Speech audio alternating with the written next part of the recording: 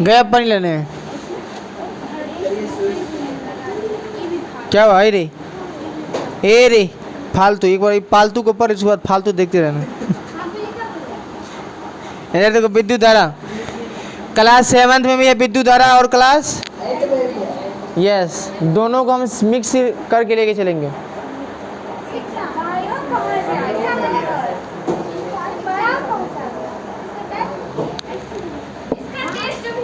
इसका टेस्ट नहीं होगा, कल बुधवार को टेस्ट है, कल बंद है और बृहस्पतिवार को टेस्ट है ना।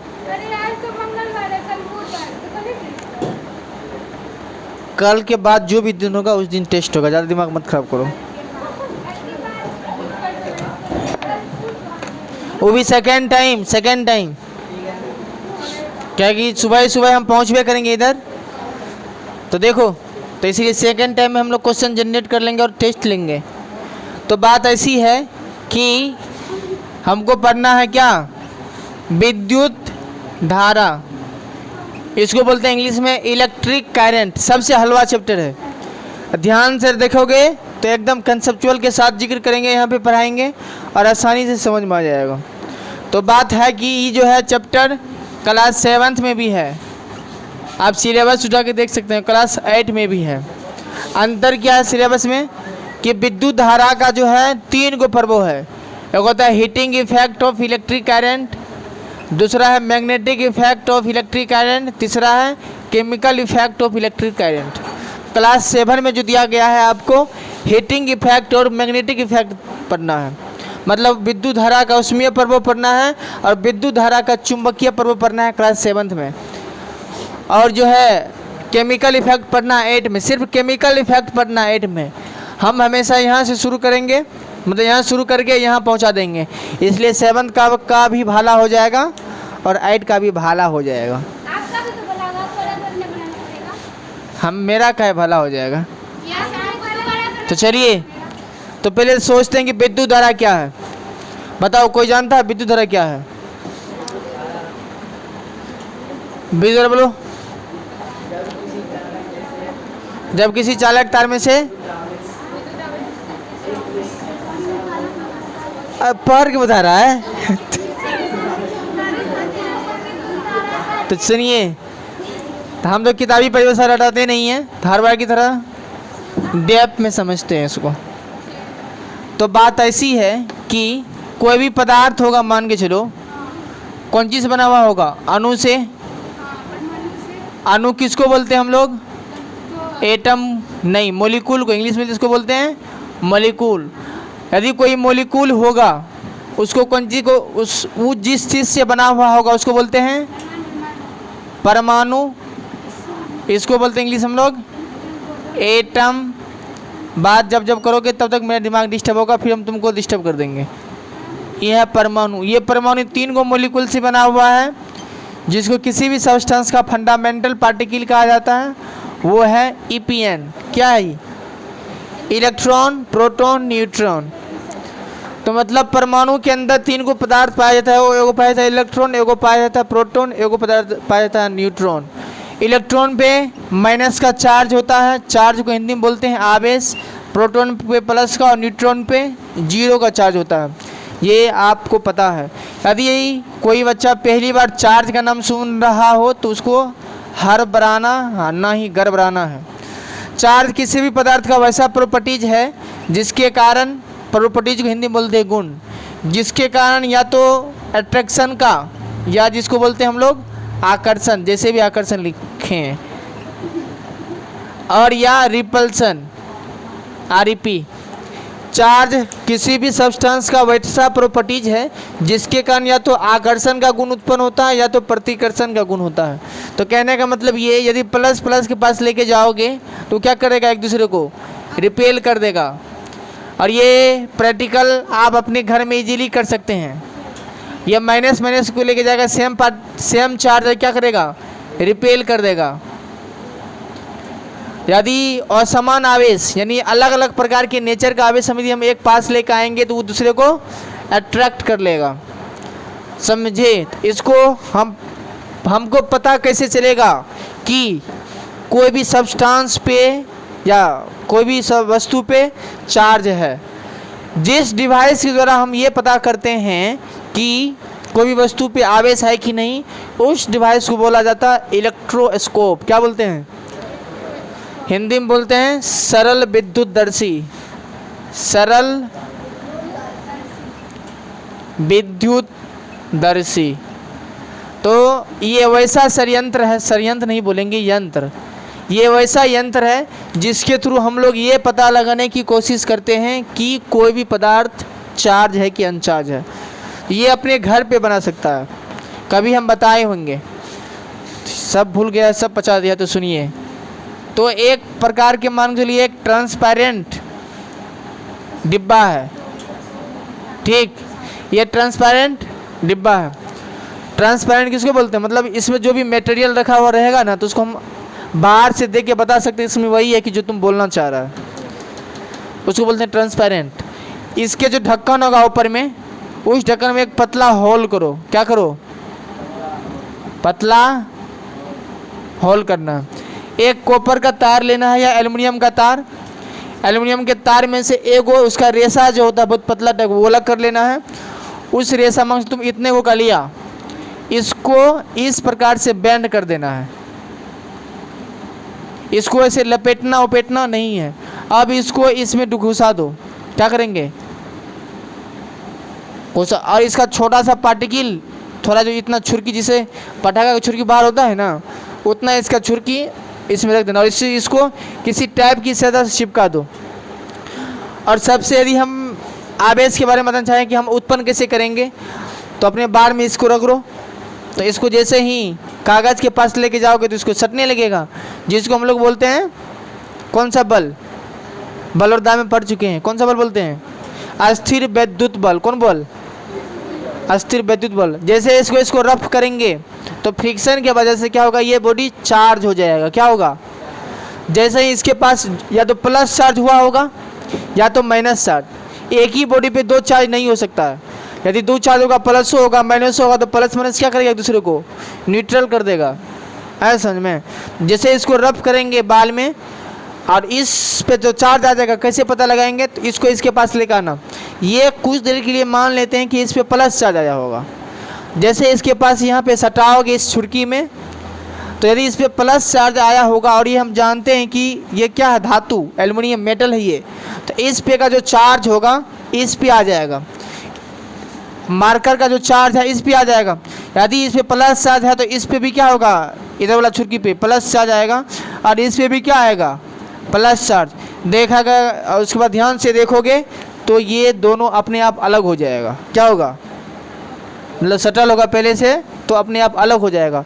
जो इस बात को इंडिकेट करता है कि यदि इस पर चार्ज नहीं होता तो फिर अलग नहीं होता। इसका मतलब इस पर चार्ज था, जो सेमी चार्ज दो बराबर भागों में बढ़ गया और वो एक दूसरे को क्या कर रहा है?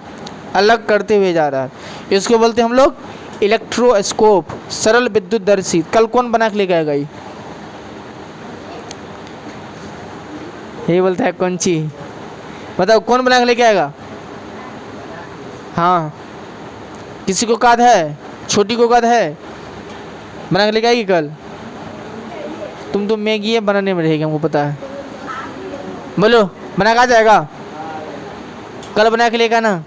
ये जो पढ़ाए हैं परसों, बना सकती है इसको। तुमको फालतू चीज़ लग रहा होगा, बना के लेगा ना। जो बना यहाँ से बना के लेके आएगा उसको हम यहीं रखेंगे और आने वाले जो भी बच्चा होगा उसका नाम लेके कि फलना विदा से दिया था, और नाम लेके उसको सिखाएंगे। समझा?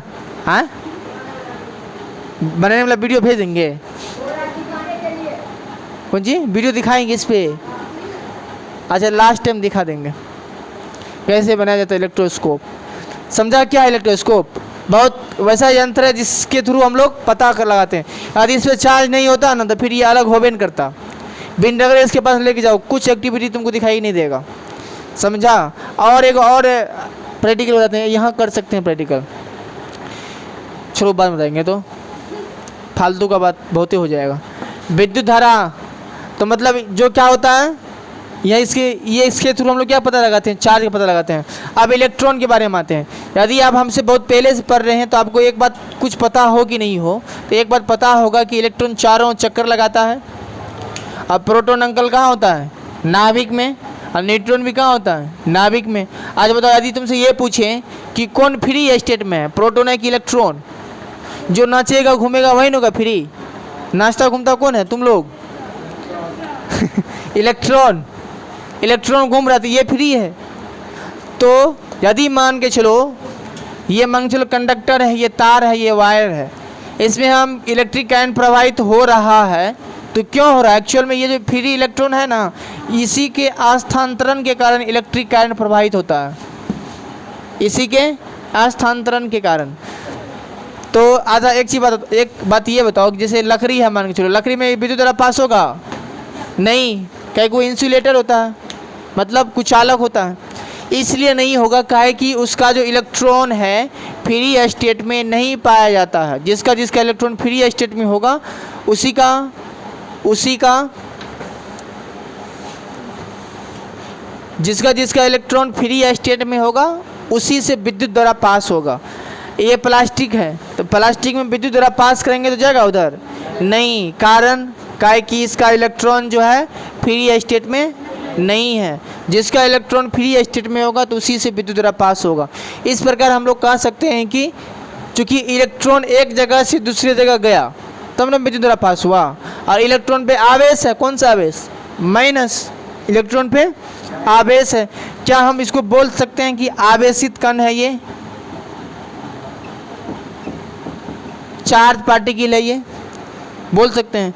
क्योंकि ये चार्ज है तो इसका परिभाषा यहाँ से निकल के आता है कि आवेश के सतत प्रवाह को विद्युत धारा कहते हैं। आवेश के सतत प्रवाह, आवेश यानी इलेक्ट्रॉन एक जगह से दूसरी जगह गया, या तो इलेक्ट्रॉन के सतत प्रवाह बोल दो, या इलेक्ट्रॉन के सतत प्रवाह बोल दो, या आवेश के सतत प्रवाह बोल दो, दोनों सही है। सतत मतलब होता है कंटिन्यूअस, सतत जो होता है मतलब होता है कंटिन्यूअस, मतलब लगातार फॉलो होना चाहिए, तब करंट क्या होगा? पास करेगा। इसीलिए यहाँ से परिभाषा क्या आता है? इलेक्ट्रॉन के सतत प्रवाह को विद्युत धारा कहते हैं। उम्मीद है कि आपको समझ में आया होगा। नहीं समझ में आया तो एक और उपाय है कि एक और परिभाषा है, आपके बुक का है, पढ़िए इसको, वो आ जाएगा। तो याद रखना कि आवेश के सतत प्रवाह को विद्युत धारा कहा जाता है। पढ़िए, जब किसी चालक तार, जैसे तांबा हो गया, तार हो गया, विद्युत आवेश कहें तो क्या? वही इलेक्ट्रॉन, क्योंकि इलेक्ट्रॉन ने प्रवाहित किया जाता है। एगो तार से निकल के, जैसे बैटरी का दो टर्मिनल होता है ना, एगो पॉजिटिव टर्मिनल, एगो नेगेटिव टर्मिनल, एगो से इलेक्ट्रॉन निकल के दूसरे में जाता है, वो आवेश है। क्या है वो? आवेश। तो कि जब किसी चालक तार जैसे तांबा हो, उसमें विद्युत यानी इलेक्ट्रिक चार्ज एक निश्चित दिशा में प्रभावित होते हैं, तो इसे विद्युत धारा कहा जाता है। इसी को हम बोले थे कि आवेश के सतत प्रभाव को विद्युत धारा कहते हैं।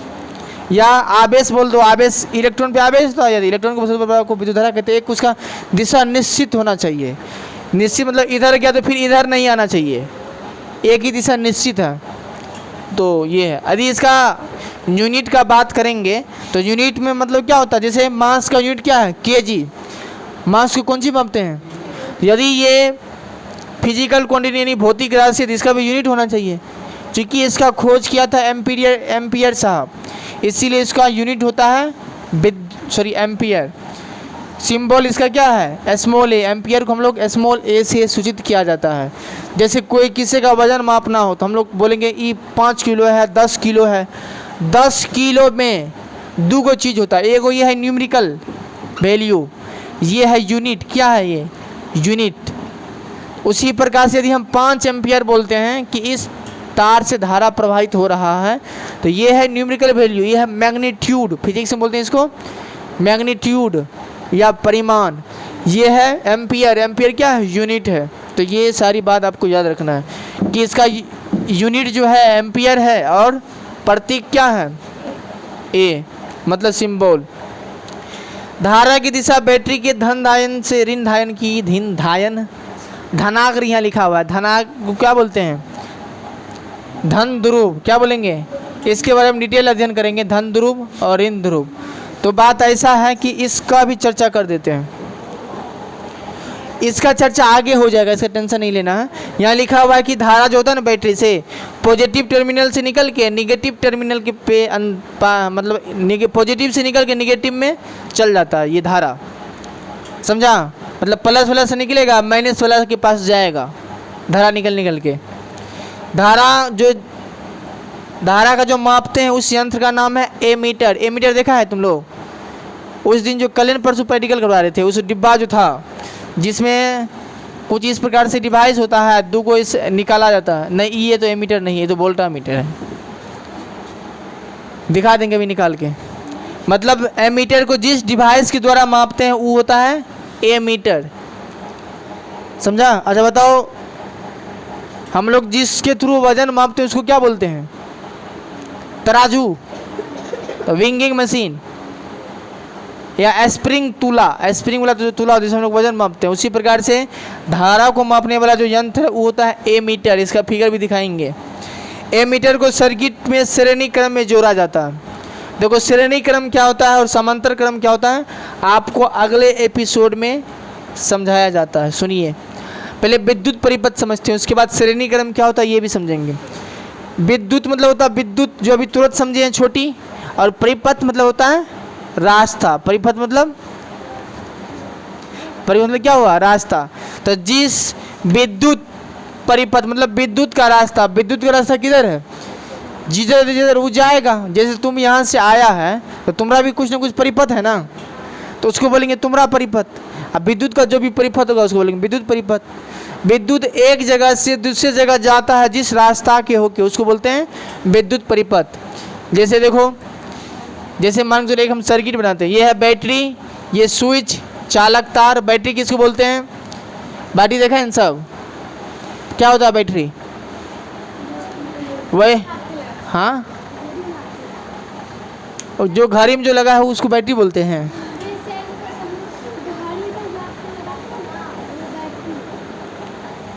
अरे बताते हैं बैटरी क्या होता है। स्विच देखा है ऑन ऑफ करने वाला। चालक तार किसको बोलेंगे? लोहा का हो सकता है। विद्युत उपकरण जैसे ये सब को संयोजन करके एक विद्युत परिपथ कहते हैं। जैसे मान के चलो, ये याद रखना, देखो स्विच होता है ना, SWITCH, स्विच। स्विच को हम लोग कैसे दर्शाते हैं? यदि कहीं मान के चलो, एक चीज़ बताते हैं, यहाँ पहले को फिगर बनाते हैं। जैसे यहाँ देखो एक बल्ब लगल है,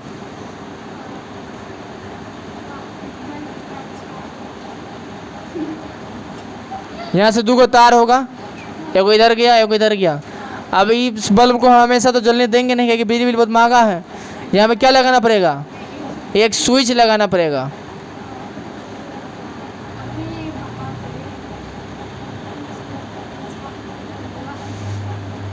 कुछ नीचे ही टिप्पल है, ऊपर उठल है, स्विच लगल है। उसके बाद बैटरी भी लगाना आती है, आवश्यक है। एक और रहेगा तो सेल बोलेंगे, एक से अधिक रहेगा तो उसको बैटरी बोलेंगे। ये भी समझा देते हैं। जैसे एक ये बैटरी हुआ, यहाँ पे ये वाला भाग है, और इसके बाद एक और जोड़ देते हैं ताकि बल्ब जो है अच्छा ग्लो करे। और उसके बाद इसको इसमें जोड़ देंगे। अच्छा बताओ, यदि ये 2 से अधिक बैटरी होगा तो हमको ज़्यादा चीज़ बनाना पड़ेगा और बैटरी जरूर बनाना पड़ेगा। स्विच एग्जैक्टली ऐसे बनाना पॉसिबल नहीं है। 4 को 5 को बल्ब होगा तो फिर तुम क्या करोगे? बल्ब बनाने में भर दिन रह जाओगे। इसीलिए हम लोग क्या करते हैं, इसका कुछ फिजिक्स में चिन्ह याद करते हैं। क्या करते हैं याद? चिन्ह। कि बैटरी होगा तो बैटरी ऐसे हम नहीं बनाएंगे। यदि कहीं बैटरी होगा या सेल होगा तो एगो बैटरी यदि लगल है, तो यदि एगो बैटरी लगल है तो एगो बड़का लाठी देंगे, एगो छोटका लाठी देंगे। इसका मतलब हुआ एगो बैटरी है, एगो बड़का लाठी, या एगो सेल हुआ, एगो बड़का लाठी एगो छोटका लाठी। तो एगो सेल को डिनोट करेगा। सेल क्या है? वही एगो को बोला जाता है सेल। 4 को 5 को इसमें लगा देंगे तो उसको कंप्लीट रूप से बैटरी बोला जाता है। तो जिसमें जो बड़ा होता है वो होता है प्लस, जो छोटा होता है वो होता है माइनस। मान चलो हमको कोई तार को दर्शाना है, तार ये ऐसा थोड़े होगा, इसमें भी कवर लगा हुआ होगा, इसमें भी क्या लगा हुआ होगा? कवर लगा हुआ होगा। इतनी अच्छा ड्राइंग करने से अच्छा है कि कहीं भी हमको तार यदि बनाना होगा तो ये ड्राइंग नहीं करके एगो सीधा लाइन दर्शा देंगे, ये हमको तार यानी चालक तार को दर्शाएगा। स्विच है, ये स्विच ड्राइंग करने में बहुत टाइम लग जाएगा। स्विच वैसे नहीं बना के हम कुछ इस प्रकार से बना देते हैं। ये देखो अलग हटा हुआ है ना, यदि ये सट जाएगा तो मतलब स्विच ऑन हो गया। ये दोनों सट जाएगा तो स्विच ऑन। जैसे ही अलग हटल रहेगा तो मतलब बल्ब नहीं जलेगा। स्विच सट जाएगा तो बल्ब जलने लगेगा। बल्ब को कैसे डिनोट करते हैं? बल्ब को डिनोट करते हैं कुछ इस प्रकार से, एगो तार रहेगा तो कुछ इस प्रकार से दे देंगे तो ये बल्ब है। ये आपको डिनोट वाला जो चीज़ है ये आपको याद रखना है, तो फिर आगे की चीज़ समझने में मज़ा आएगा। ये शायद हो सकता है आगे दिया भी हो। तो बोलता है परिभाषा में बैटरी होना चाहिए। विद्युत परिपथ किसको बोलेंगे? बैटरी देखो यहाँ पे लगा हुआ है, चालक तार का यूज किया गया है और स्विच का भी यूज किया गया है। यदि आप इस प्रकार से कंप्लीट एक प्रारूप तैयार करते हैं तो इसको बोला जाता है विद्युत परिपथ। या तो ये बोल दो परिभाषा या मेरा परिभाषा कि विद्युत परिपथ, विद्युत धारा जिस परिपथ से होकर गुजरती है उसको बोलते हैं विद्युत परिपथ। और अब विद्युत परिपथ होता है दो प्रकार का, एक होता है बंद परिपथ, एक होता है खुला परिपथ। जैसे मान के चलो इसका हमको फिजिक्स में डायग्राम बनाना है तो बल्ब को कैसे डिनोट करेंगे? ऐसे, इसकी जगह एक बल्ब लगा दो, ऐसे घुमा देंगे, ऐसे निकाल एक बल्ब लग गया। उसके बाद यहाँ स्विच लगाना है तो स्विच लगाने के लिए एक यहाँ कुछ इस प्रकार से कर दो, ये हो गया स्विच। दो को बैटरी लगल है तो दो को बैटरी लगा तो एक ऐसे कर दो, एक ऐसे कर दो, ये दो को बैटरी हो जाएगा। उसके बाद इसको जोड़ दो। यदि मान चलो ए मीटर भी लगाना है, क्या लगाना है? ए मीटर। ए मीटर के लिए तो एक डिवाइस बनाने से अच्छा है आप कुछ इस प्रकार से ए लिख दीजिए, ई हो जाएगा ए मीटर। वोल्ट मीटर लगाना है तो क्या लगा करेंगे, ये सब और पढ़ोगे डिटेल में। कुछ इस प्रकार से भी लगा देंगे तो मतलब वोल्ट मीटर, बैटरी का वोल्टेज मापने वाला डिवाइस लगा दिया गया है। अच्छा बताओ, हम ये मापना चाह रहे हैं कि इसमें करंट कैसे गया, करंट कितना जा रहा है, ये बल्ब ग्लो करेगा। तो ये मापने के लिए बताओ ए मीटर को कहाँ लगाओगे? इधर से इधर, हेलो कन्हैया जी, ए मीटर को कहाँ लग, तुम्हारे पास दो तरीका है, या तो तुम ऐसे ए मीटर का दोनों तार इस काट के लगा दो ए मीटर, समझा? या दूसरा तरीका ऐसे नहीं तो तरीका नंबर एक जो पहले बताना है कैसे लगाओगे, या यहाँ पे एगो यहाँ पे लगा दो। तो ये तरीका नंबर दो, बताओ कैसे लगेगा? एक नंबर वाला कि दो नंबर? एक नंबर के द्वारा सही होगा। इसी को बोलते हैं श्रेणी क्रम। क्या बोलते हैं?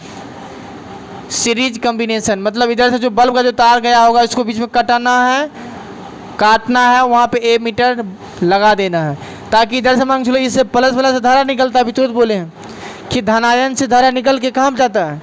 ऋण आयन में। यानी 5 एम्पियर से यदि इधर से धारा जाएगा तो इसमें जाएगा 5 एम्पियर। अब मान लो ये बंद है, मतलब ये स्विच ऑन है, तो इसमें जाएगा 5 एम्पियर ये इसमें जाएगा। जैसे ही बल्ब में 5 एम्पियर घुसेगा तो फिर जितना घुसेगा उतना निकलेगा भी 5 एम्पियर। तो ये क्या करेगा? एक्यूरेट माप लेगा 5 एम्पियर।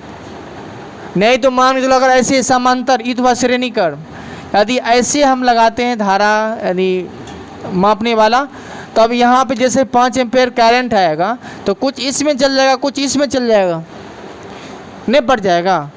नहीं समझा? यदि ऐसे करेंगे तो कुछ इसमें धारा चल जाएगा, कुछ उसमें धारा चल जाएगा, जिसके कारण से क्या हो सकता है? एग्जैक्ट तुमको धारा कितना होगा नहीं बता पाएगा नहीं। लेकिन ऐसे हम कर देंगे, यहाँ पे ए मीटर लगा देंगे, जितना इधर से आएगा उतना इसमें रीडिंग दिखेबे करेगा। इसीलिए याद रखना है जो विद्युत जो मापते हैं ना, जिससे उसको बोलते हैं ए मीटर, वो हमेशा किससे रखा जाता है? श्रेणी क्रम में। इसको बोलते हैं श्रेणी क्रम। तो ये याद रखना है। अब कुछ बात और है जो पढ़ लीजिए कि बंद परिपथ किसको बोलेंगे? अच्छा बताओ, बंद परिपथ। अब ये परिपथ बंद है कि यहाँ स्विच लगा हुआ था, बताओ ये बंद है कि खुला हुआ है? खुला हुआ है, सटा हुआ नहीं है। सटा हुआ नहीं है, सटा हुआ नहीं है तो चूहा घुस सकता है ना। तो यदि खुला हुआ है तो इसको बोलेंगे खुला परिपथ। स्विच, ये स्विच ऑन है कि ऑफ? बोलो। एक होता है ऑन, एक होता है ऑफ। ऑफ मतलब होता है, ऑन मतलब होता है कि बल्ब जलेगा, ऑफ मतलब बल्ब नहीं जलेगा। बताओ पहले, स्विच ऑन है कि ऑफ? ऑफ।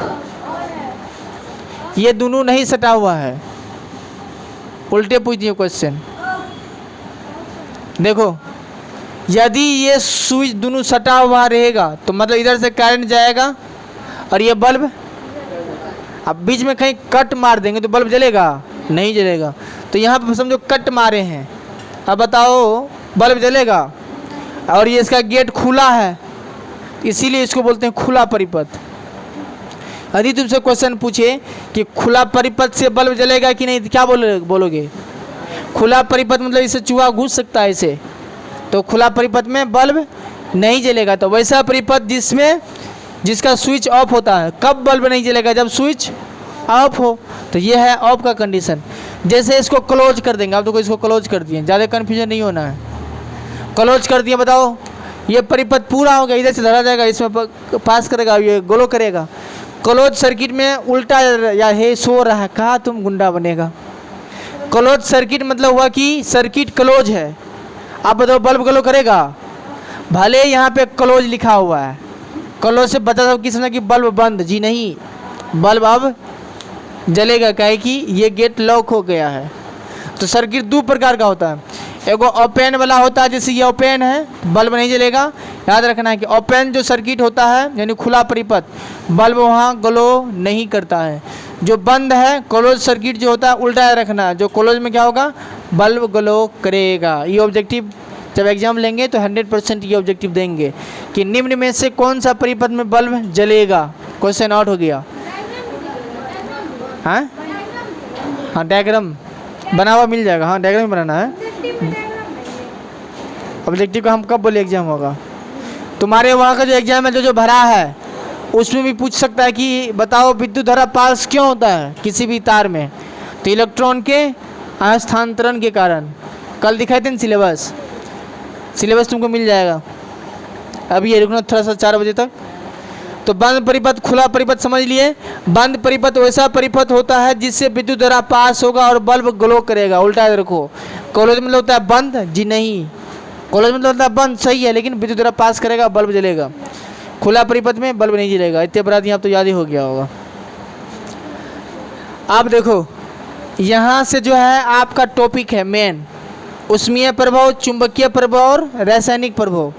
यही बोले थे, heating effect, magnetic effect, chemical effect. सबसे पहले हम हीटिंग इफेक्ट पढ़ेंगे और इसका यूज कहाँ कहाँ होता है। जैसे कहाँ कहाँ यूज होता है, तार में विद्युत धारा पास करते हैं तो गर्म होता है। कौन सा इफेक्ट के कारण, क्यों गर्म होता है? इस सिद्धांत पे कौन सी वर्क करता है? जैसे हीटर, खाना बनाने वाला इंडक्शन, इसी पे वर्क करता है। इसके बारे में पढ़ेंगे। बल्ब का जो फिलामेंट पहले होता है ना, वो पतला काहे लिया जाता है, वो भी हीटिंग के इफेक्ट पे कम कर। देखेगी तुम, अभी उठा के फेंक देंगे। आधा किलो का दही है और 1.5 फुट का है, जाके जो छत पर जाके लैंड करेंगी तनक धिंधा। तो इसके बारे में यहाँ से कल पढ़ेंगे। आइए।